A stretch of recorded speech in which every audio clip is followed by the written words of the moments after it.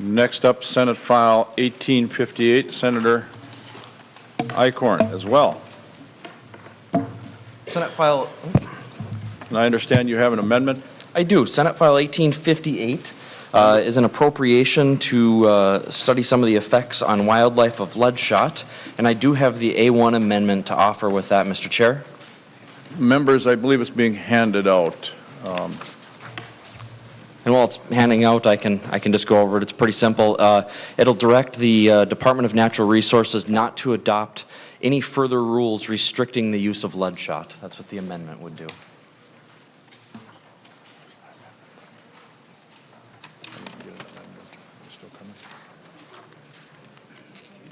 We'll wait till it gets passed out.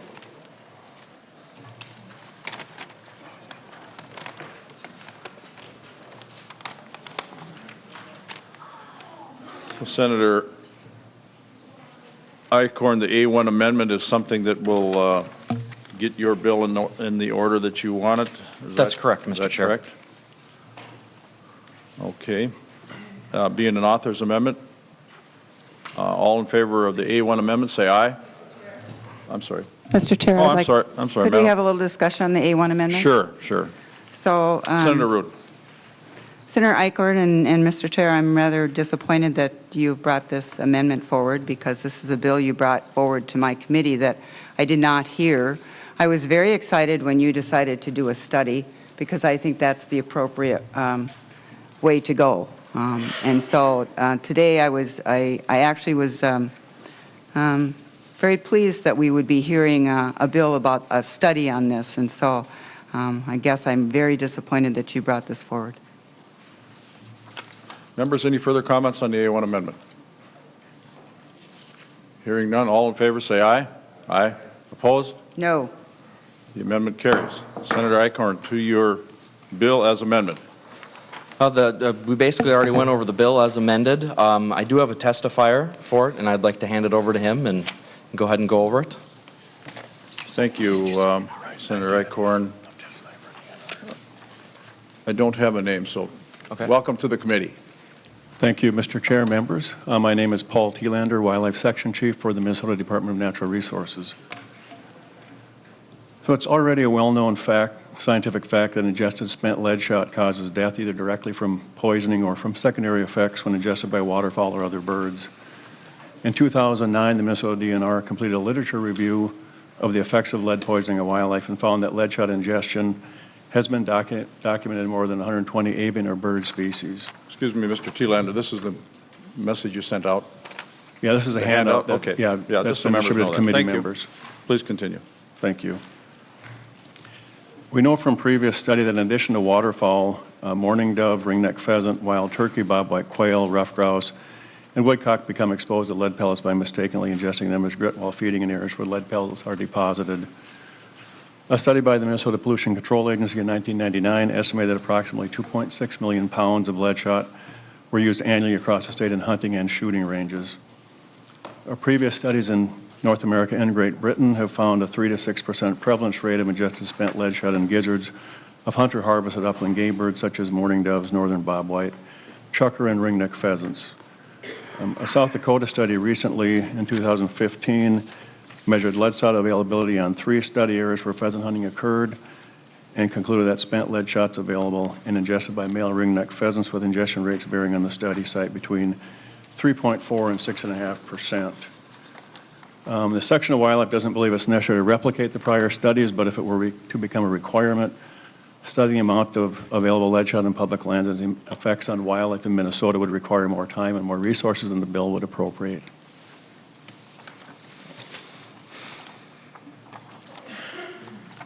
Mr. Thielander, I have some questions. And I don't think this is, anything new. This has been being talked about in the legislature for some time. In fact, I think it was brought forward last year in a game and fish bill from the House side. We weren't able to get it together in the Senate side to get it done for whatever reason. Can you talk to me a little bit about the killing ratio versus wounding with lead versus steel when you're out in the field, when you're hunting the woodcock or the ruffed grouse or the pheasant? This, of course, is pertaining only to state land, but if you did, what's the difference there? I always hear that steel is not as good of a killer. Mr. Chair, I'm sorry to interrupt here, but I do have a handout that really can answer your question.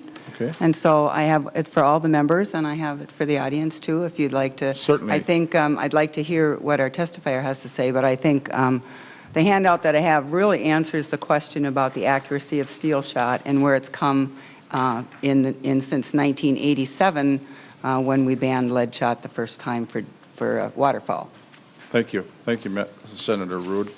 Go ahead, please. Ask your Mr. Chair, question. members, the question about harvesting efficiencies between lead and steel shot or non-toxic shot, literature indicates that there's really no difference in harvest efficiency or in killing power of non-toxic shot versus lead shot. So the advent and improvements in steel shots as it was first created have really increased, and so there really is no difference in harvestability with the two types of shot.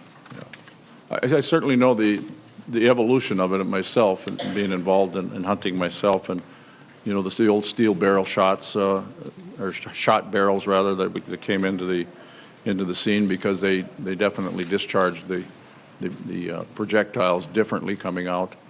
And I do recall one of my first years here, actually, Senator Chaudhry at the time having a study that was brought, I think, from the South Dakota, and actually it was quite thick, and it talked about the potential hazards at that time, the potential hazards of ingesting lead by people who are consuming wild game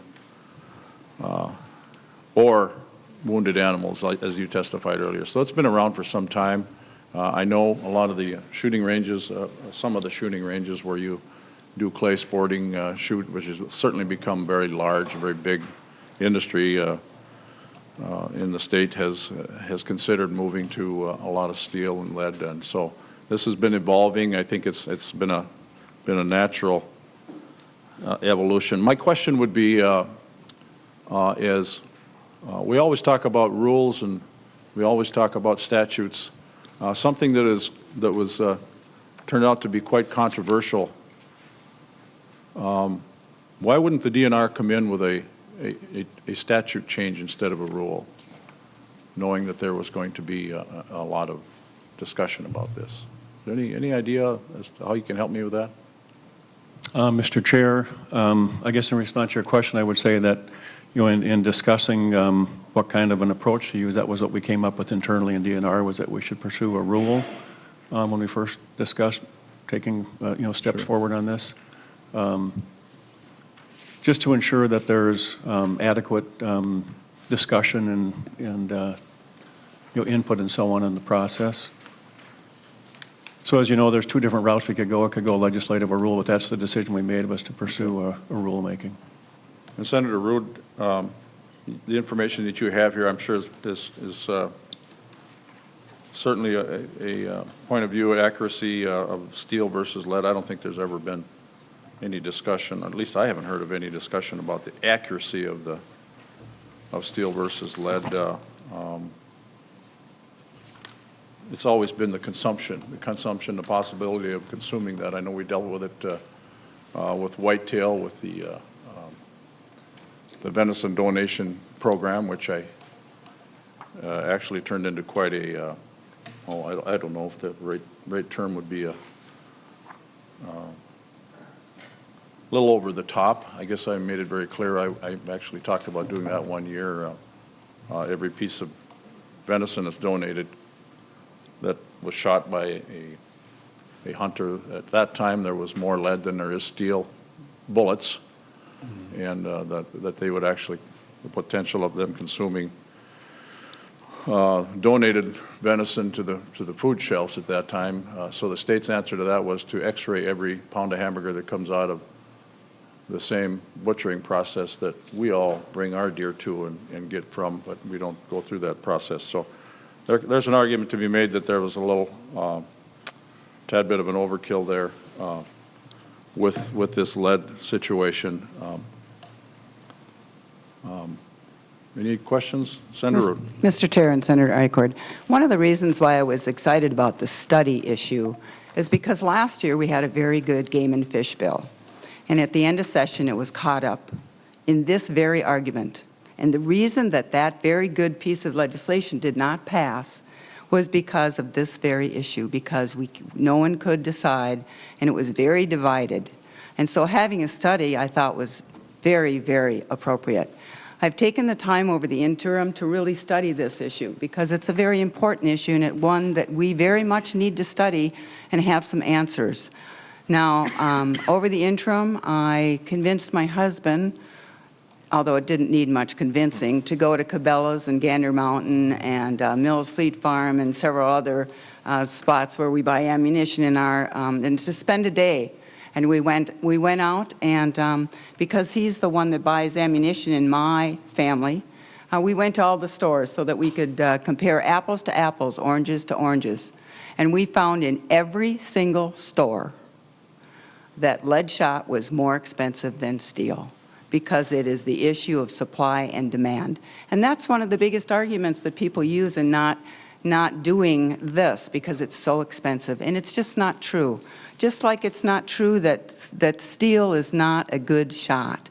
And so we really need a study because we need all the parties to get together and agree on this, because I will tell you that more and more the sportsmen are agreeing with this and not using it. And so I think not having the study is, it's really too bad. It would have been a very good way to discuss how we come to terms with this. I think a study is the way to go. And because the good old boy folklore just doesn't make it anymore. The technology has come so far, just like in everything else. So I think a study was really the way to go. Senator Root, just so you know, the study is still on the bill. So, but certainly your comments are very, very well taken. Is there anybody else that would like to speak on behalf of this? Or against? Don't forget to sign in. Mr. Anasti, welcome to the committee. Thank you, Mr. Chairman, members of the committee. You've been hearing a lot of good bills here today, and I've stayed silent. I wanted to come forward, though, and let you. Oh, I'm sorry. My name is Don Arnosti, and I represent the Isaac Walton League. Thank you. I want to congratulate you on the forestry bill you just recently passed, for example. I, too, was sitting here. I'm compelled to step forward and represent my organization. I, too, was sitting here looking at a study bill and thinking that this was a good idea to help bring some facts to this so that people could understand the state of ammunition, the state of sportsmen. I represent a sportsman's organization. We have local chapters with shooting ranges. Our members are hunters, but they're also conservationists. This is an issue that, as the Isaac Walton League, we've taken a position in favor of phasing lead out of all outdoor recreation wherever there's a reasonable alternative. The DNR actually, in our view, is too cautious in terms of what they're proposing, which is to remove lead from upland wildlife management areas in the southern and western parts of the state. We believe that there's unnecessary wildlife mortality that comes from this, and there's many, many studies that show it. It's not simply our beliefs. Our hunter members, many of them have long ago made the switch under controversy about 20 years ago when the law required it in the wetlands and for duck hunting and waterfowl hunting. But they've learned since that time that the loads are better, the ballistics are good. It's easy, for instance, to carry one weapon where you can be doing both duck hunting, jump shooting a pothole, and perhaps pheasant hunting on adjoining lands. You may be moving from upland to lowland hunting literally in the same day, in the same moment. What we're really talking about is asking the minority of hunters to join the majority of hunters in using less toxic ammunition that will cause less wildlife impact non-target species, on non-target species. So we believe as a conservation organization that it is very appropriate for society to find ways to phase out the use of toxic lead in all manners. We've managed to get it out of gasoline. We've managed to get it out of paint. We've removed it from waterfowl hunting. And there are many other ways that we can do this. So as a outdoor, conservation-oriented, pro-sportsman organization, we're very much in favor of really the cautious steps that the DNR has been taking to use the rulemaking authority that they use to manage our fish and wildlife for all kinds of activities. They're too cautious in our view, and we asked them, for example, to expand it to all wildlife management areas statewide. And this idea that the legislature should ban the DNR from taking scientifically based, publicly based steps is inappropriate in our view. If there is a gridlock, which there does seem to be over this issue in the legislature, because there are different points of view, it is appropriate to have a study and ask them to come back with the facts. But we really believe it's inappropriate to take away their existing rulemaking authority to do this. Thank you. I would like to know where have you got information that the majority of the people that we're talking about here are using steel shot versus lead shot? Do you have a study as such? No, I do not have a study, and probably the folks who manufacture the ammunition are going to have a better idea of that. I think that's the perspective I have from my organization and the majority of our membership that is sportsmen and hunters. We've debated this and taken strong positions in favor of moving towards the elimination of lead from shooting sports wherever that can be accomplished with appropriate alternatives. Maybe it's just a play of words between you and I, but I would guess we would probably agree that there's been a migration towards steel over a long period of time. Yes. The argument is that, are we there yet? The argument is, are we ready to make that, that total move there of lead versus steel? So that might be where we differ. Sure. Senator Simonson. Thank you, Mr. Chair and Senator Eichhorn. I would have to agree with Senator Rood in her comments earlier that I think what you came to committee with was a really good bill that probably had a lot of support on both sides of the aisle. And I think anybody that's been in the legislature for a little while would understand that this is an issue people are really passionate about on both sides. And I think we certainly don't know what the results of the study would be, but I think that information coming back to us perhaps could provide some reasonable conclusion to what has been an ongoing issue for a long time. But it does beg the question about the fact that perhaps with the addition of the A1, that this bill belongs back in front of the policy committee.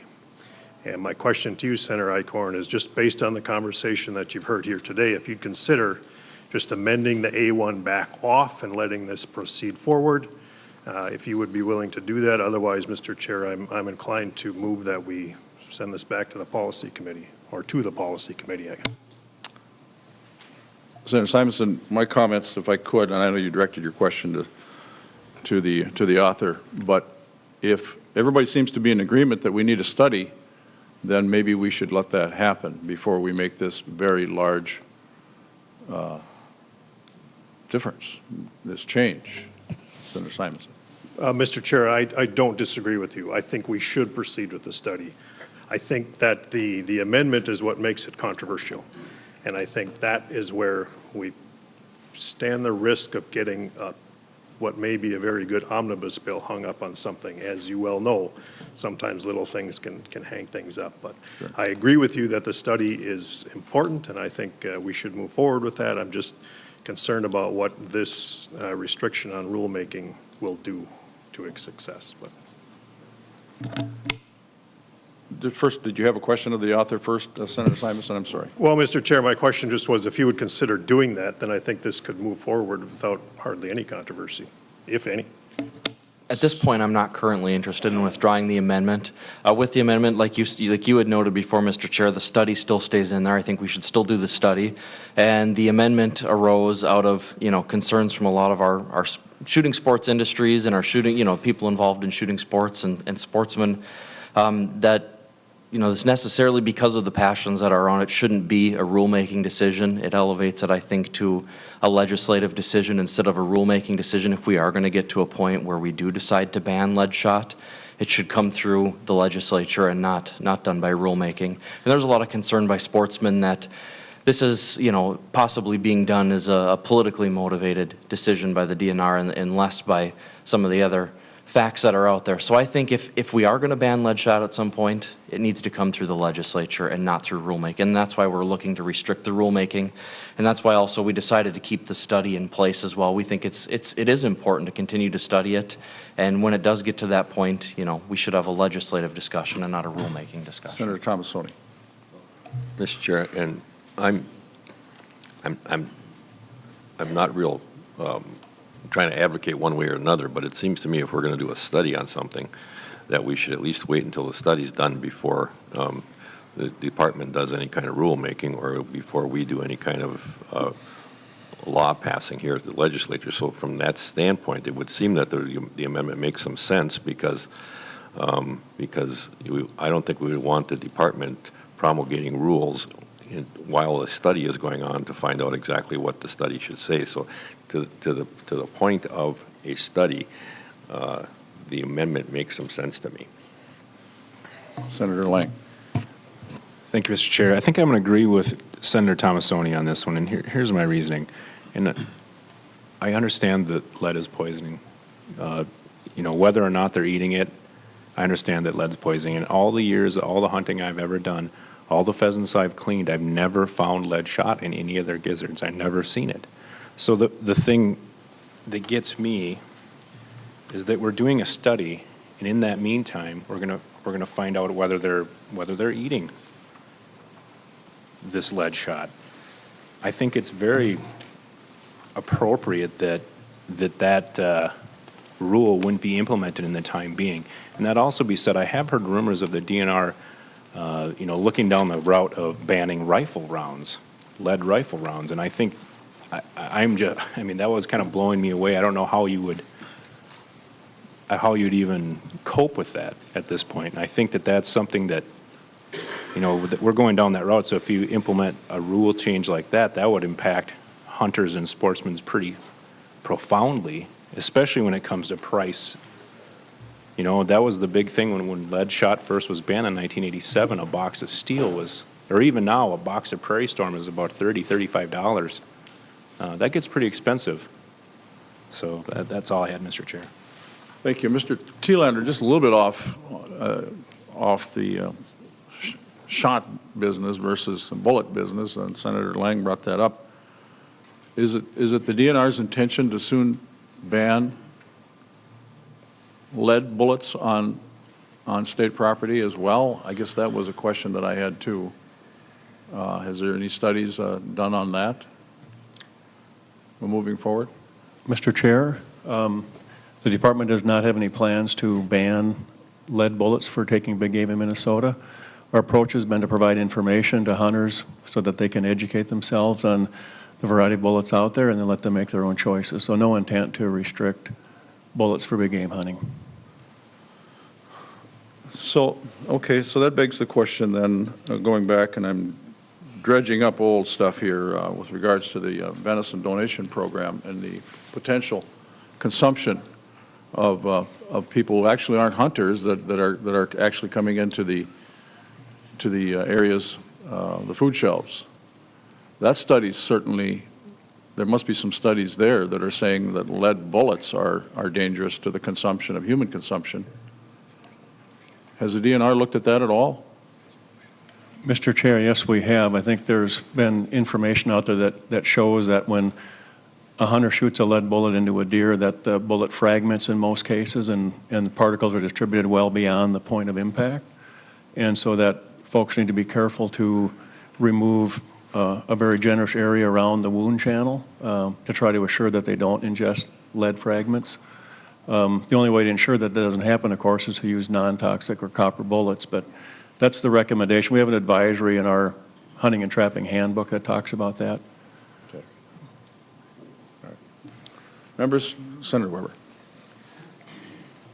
Thank you, Mr. Chair. Not being a hunter, this isn't necessarily my bailiwick, but listening to the conversation and that has been going on here, I'm just going to offer this as a suggestion and before making a formal motion. But if we went to the A1 amendment and to line 1.5 and added the words until after the study is complete, which I believe is, and report is made January of 18, whatever that is, would that be a compromise for everybody at this point in time? And is the author amenable to that? Mr. Chair? Senator Eichhorn. Excuse me, Senator Eichhorn. Thank you, Mr. Chair. As far as the oral amendment, I would currently, I would seek to decline that at this moment. Again, I think that because of the passion surrounding this, we don't want to hand that authority back to the DNR. I do believe still that if we are ever at some point going to further ban lead shot, it needs to be a legislative decision. You know, we're the ones with election certificates. We're the ones that are accountable to the people. So I really think that, again, if we are going to do something, we certainly need to do the study first, but if we are going to do something further, it needs to come through the legislature. Thank you, members. Any further questions? We're up against a noon deadline. Mr. Chair and Senator Eichhorn, you know, one of the reasons that the Environment Bill always gets hung up is this reason. And there will be people that do not support this bill now because of this provision. And that's a sad thing because we're going to roll out a really good bill this year. We've had some really good bills going forth. And so I would really like to see Senator Weber's amendment. I think it really speaks to the fact that we're not going to make this decision until we have the information, the scientific information come forward. And I think that that's a really prudent thing to do. And I would like members' support on that issue, on that amendment. So, members, I don't believe the amendment's been offered. Senator Weber, are you offering that as an amendment? I do have some comments if you are going to offer it as an amendment, but do you know where the author stands on that? I think this is a very, very big issue, and until that, there's just too many people involved in this, and we've been hearing from too many people, both mostly against this than for it, at least in my area. And I guess I get contacted by a lot of hunting and organizations. So, Senator Eichhorn, you talked against this amendment. Senator Weber? Thank you, Mr. Chair. I guess at this point, if the author is not going to be supportive of it, I probably am not of a mind to make the amendment at this point. Okay, members, any further discussion? Senator Simonson. Thank you, Mr. Chair, and I think Senator Weber offered a good compromise, and though I do understand why he doesn't want to offer it. I would offer that amendment as an oral amendment with the caveat that we extend that time period to June 30th of 2018.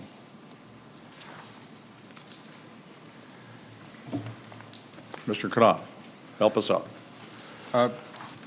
Mr. Chair, I think it would be better to do it right at the beginning of the sentence. So what you would say is on 1.4, before the first you would insert until, and I would just say until July 1st, 2018, the Commissioner of Natural Resources shall not adopt the rules, so it would be July 1st. So they would basically, you'd have all session next year to review the report and make that decision. So, Mr. Chair, before the insert until July 1, 2018, comma. Okay. Members, any questions?